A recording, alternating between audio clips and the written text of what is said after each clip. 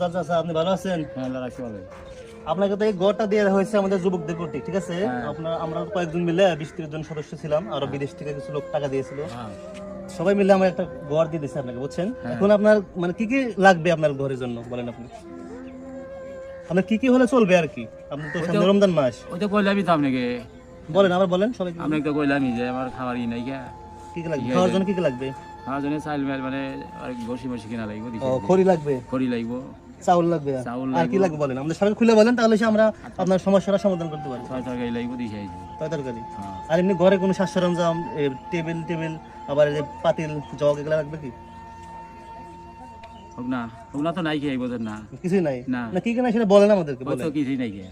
তার নাম বলেন যে এই জিনিস লাগবে, তাহলে সে আমরা ব্যবস্থা করতে পারবো। আমরা তো আইসেন দেখাইনি তো, না তা বলেন কি কি লাগবে? খেয়ে আইছি।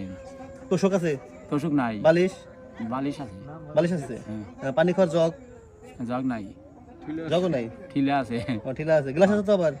গেলাসাটা আছে। আচ্ছা ঠিক আছে, আমরা আপনার মোটামুটি কথা শুনলাম, তো ইনশাল্লাহ আমরা সবাই মিলে সম্মিলিত প্রচেষ্টায় আপনার এই সমস্যাটা আমরা সমাধান করার চেষ্টা করবো, ঠিক আছে? আচ্ছা। আপনার খুশি আছেন? হ্যাঁ খুশি আল্লাহ দিল। আচ্ছা ঠিক আছে, ভালো থাকবেন তাহলে। আচ্ছা না